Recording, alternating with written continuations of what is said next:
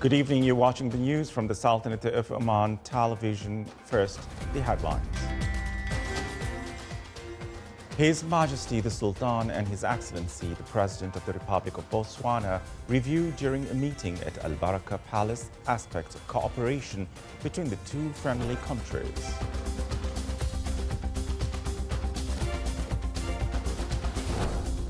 His Majesty the Sultan and His Excellency the President of Botswana witnessed the signing of cooperation agreements between the two countries.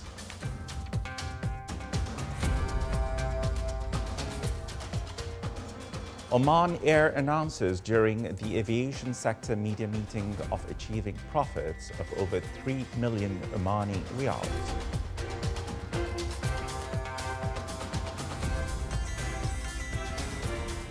And Washington announces a complete naval blockade of Iranian ports, and Tehran vows a decisive response to any military action.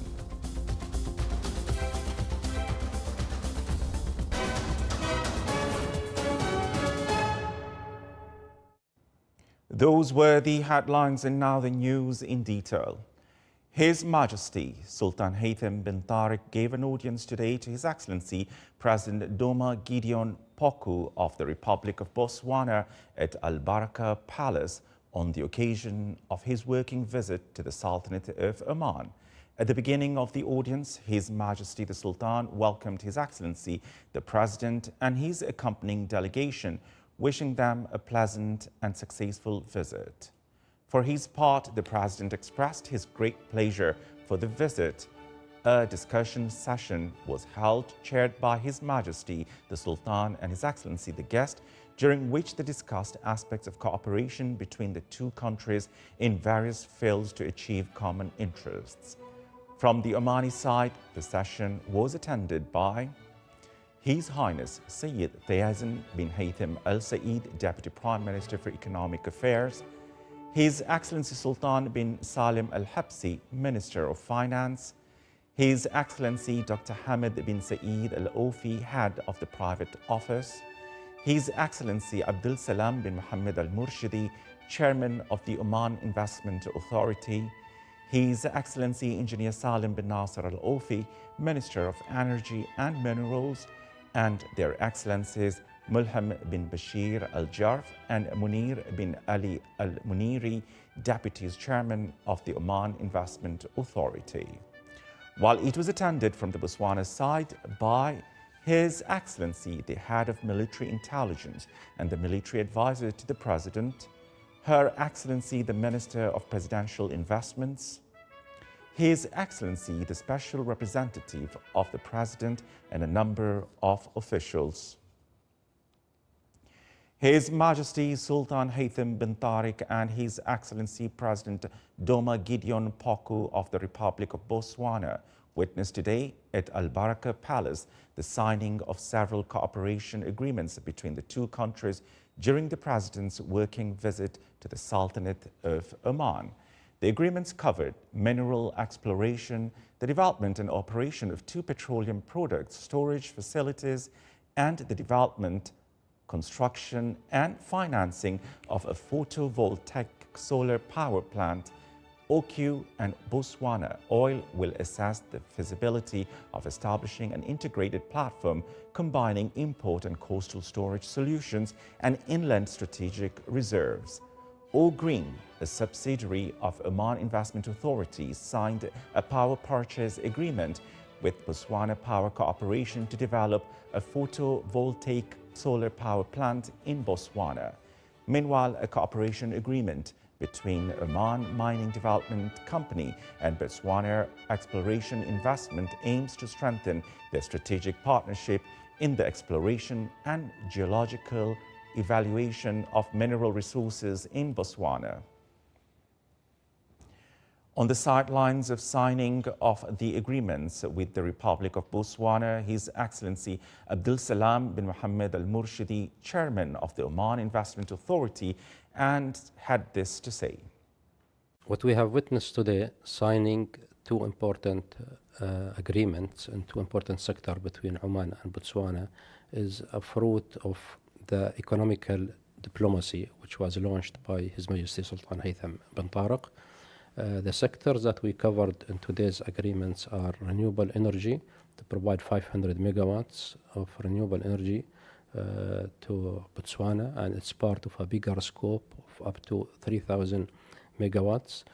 And the second one is regarding supplying storage facilities for fuel, oil, and derivatives, refined products, oil products, that should increase the reserve in Botswana from a few weeks to a few months. His Excellency, the President of the Republic of Botswana, arrived in the Sultanate of Oman yesterday evening. His Excellency, the President, was received at the VIP lounge of Muscat International Airport by His Excellency Abdul Salam bin Mohammed Al Murshidi, Chairman of the Oman Investment Authority, and a number of officials.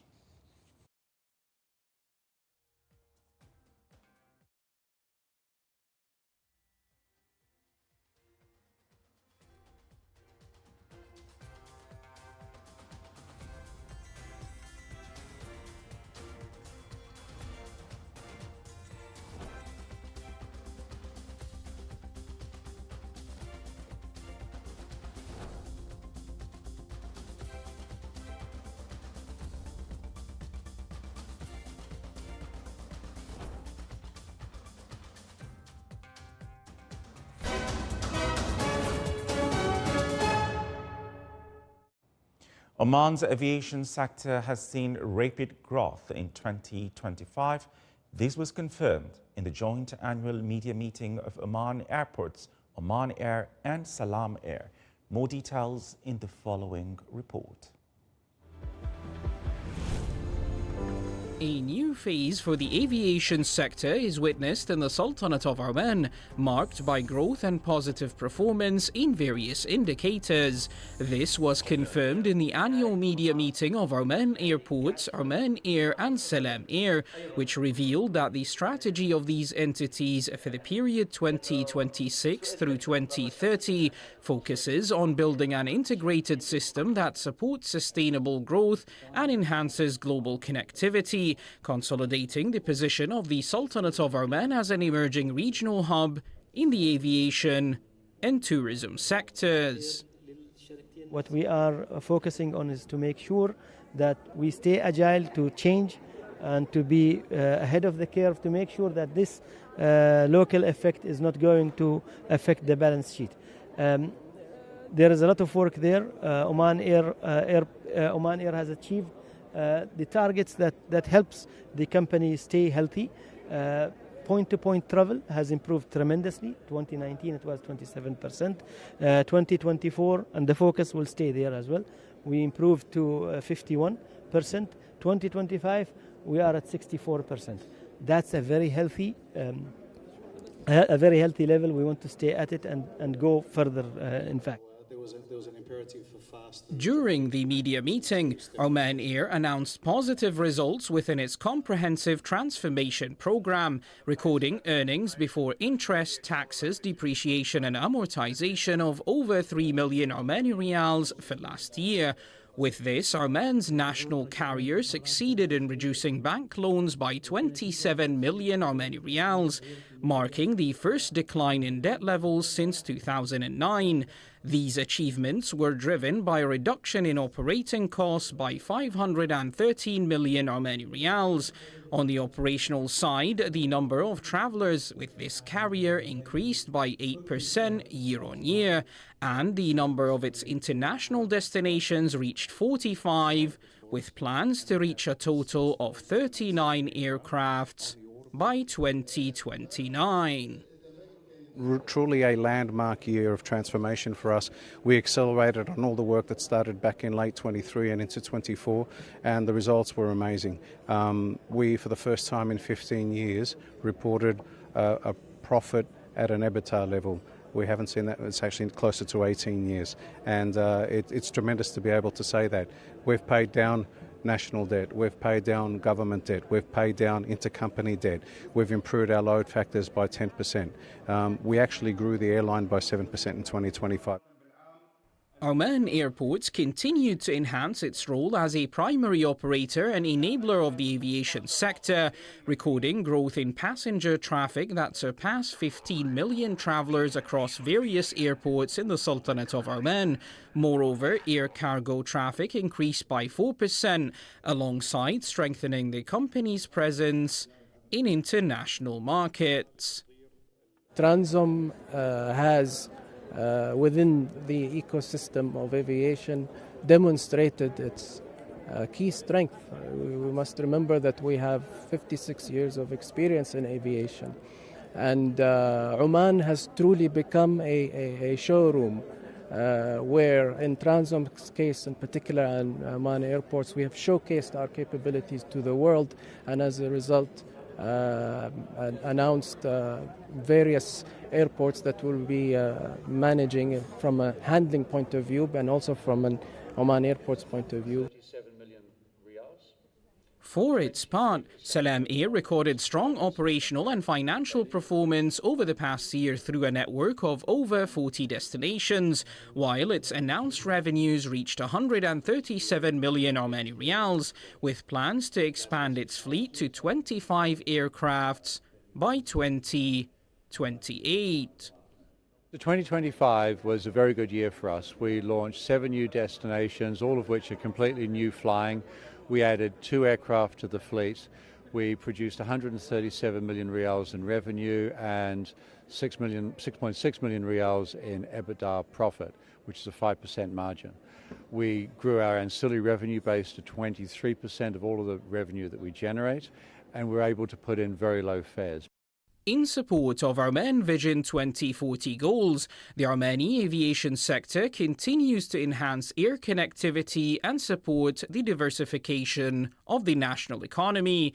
This contributes to the development of national competencies and the expansion of job opportunities, alongside adopting initiatives for digital transformation and improving the travel experience to meet the aspiration of travellers.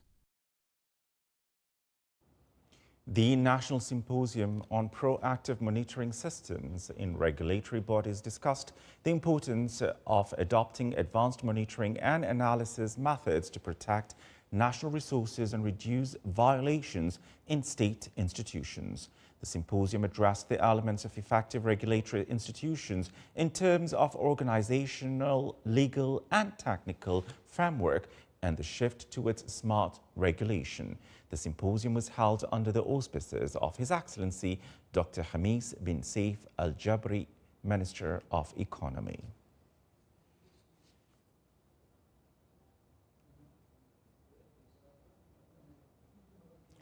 Under the patronage of His Excellency Nasser bin Khamis Al Jashmi, Chairman of the Tax Authority, the first international conference on business sustainability enhancing Oman's innovation and investment ecosystem was inaugurated at the University of Technology and Applied Sciences in Muscat, marking a key step in advancing the sustainable economic agenda of the Sultanate of Oman.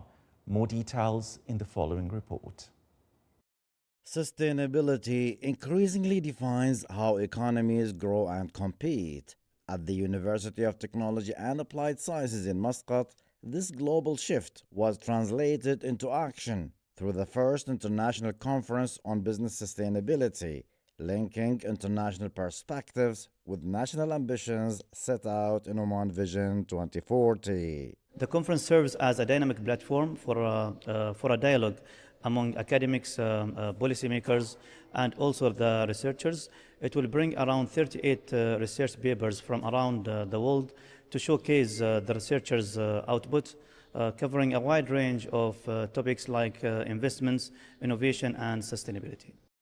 Over 2 days, conference sessions explore foreign direct investment and international partnerships as key enablers of innovation and sectoral growth, while public-private partnerships are highlighted as practical pathways for infrastructure development and long-term financing. The good thing with this conference, it came after 5 years of Oman Vision 2040.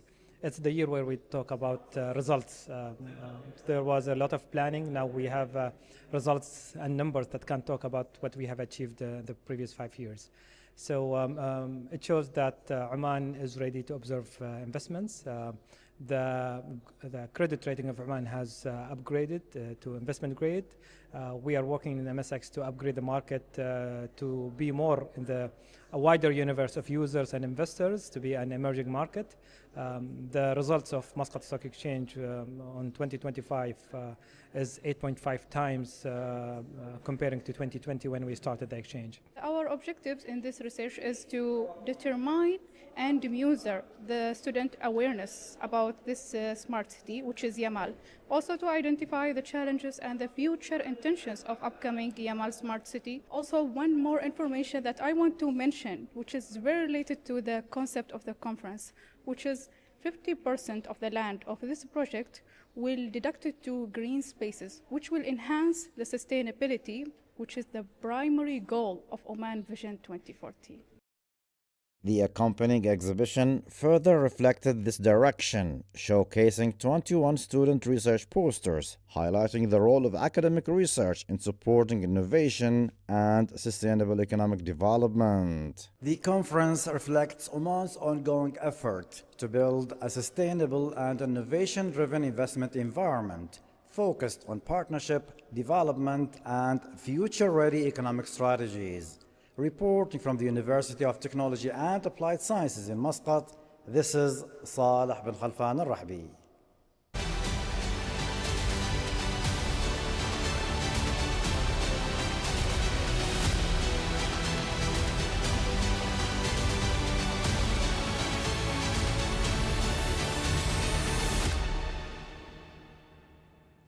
Welcome back, and now for the international world. President Donald Trump said the U.S. military would work with other countries to block all maritime traffic in the Strait of Hormuz waterway.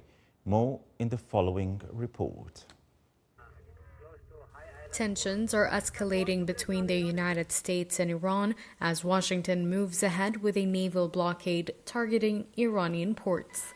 The U.S. military says the measure took effect today, limiting vessels traveling to or from Iran after talks over the weekend failed to end the 6-week conflict. President Donald Trump said he was very disappointed in NATO as key allies, including Britain and France, declined to take part, stressing the need to keep the Strait of Hormuz open, a route for nearly a fifth of global oil supplies. Turkey also called for a diplomatic solution, warning that any international force in the waterway would be difficult to implement. Meanwhile, Iran's Revolutionary Guard says it will continue to control the strait, allowing passage only under its conditions, while restricting vessels linked to what it calls enemy forces. Since the conflict began, Iran has tightened control over the waterway, prompting Washington to warn it will also block Iranian ships and any vessels that comply with Tehran's toll system. With a fragile ceasefire nearing its end, concerns are mounting over further escalation in one of the world's most critical oil routes. Fierce fighting today rocked the strategic southern Lebanese town of Bint Jbeil as Israeli troops appeared to encircle the area while Hezbollah militants launched rockets and artillery in an effort to push them back. The clashes in the hilly town that overlooks the UN-mandated blue line dividing the two countries just over 3.2 kilometers away from the intensified over the past week after Iran and United States agreed to a temporary truce. Tomorrow, Tuesday, Lebanon and Israel's ambassadors to the U.S. are set to meet in Washington for an in-person meeting in a bid to kick off a landmark series of direct negotiations. Israel has scaled back its attacks in Lebanon, especially in Beirut, after a series of deadly strikes without warning hit the heart of the capital in some of its busiest residential and commercial areas, killing over 350 people. At the same time, Israel appears to have stepped up strikes and ground invasion in southern Lebanon, where it intends to create a security zone along the Litani River, almost 32 kilometers from the border.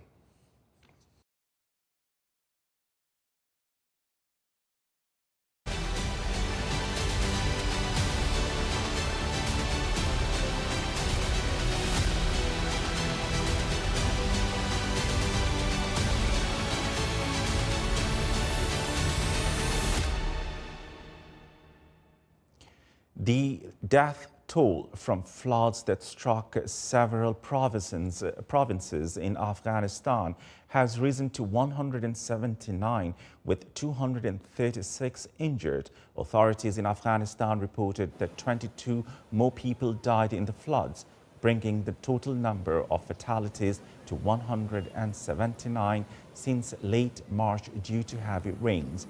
Afghanistan experiences extreme weather fluctuations, with seasonal rains often followed by floods and landslides, further weakening the country's infrastructure and posing a direct threat to its lives and the residents.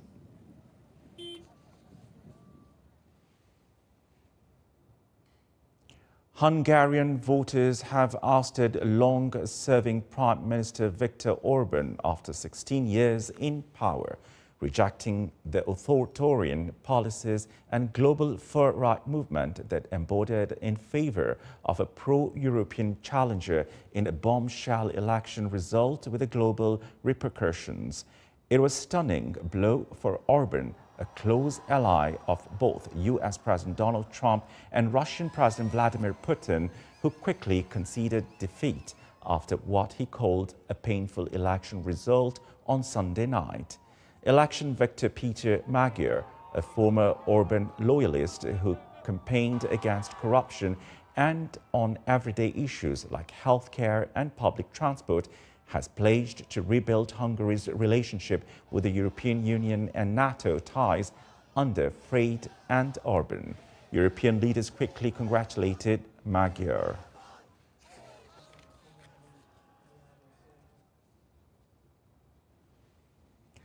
Oil prices surged by over 7% today after the United States and Iran failed to reach an agreement to end the war. Brent crude futures climbed by $6.71, reaching $101.91 per barrel. U.S. West Texas Intermediate crude future price amounted to $104.16 per barrel, increasing by $7.59 after falling by 1.33% in the previous session.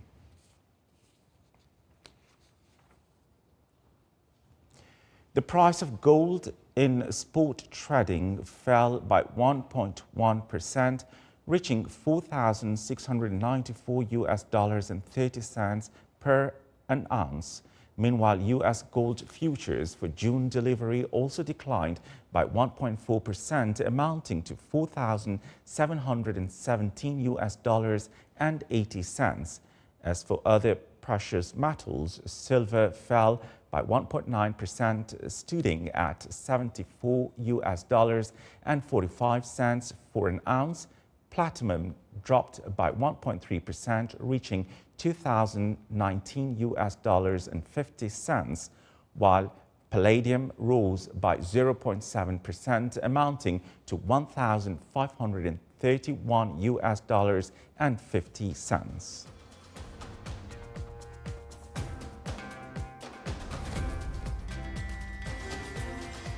This is the Sultanate of Oman television. Before we end tonight's news bulletin, here are the main points once again. His Majesty the Sultan and His Excellency the President of the Republic of Botswana reviewed during a meeting at Al Baraka Palace aspects of cooperation between the two friendly countries.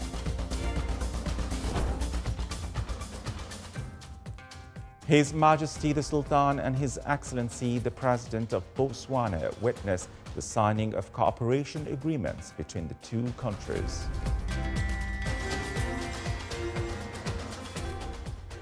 Oman Air announces during the aviation sector's media meeting of achieving profits of over 3 million Omani riyals.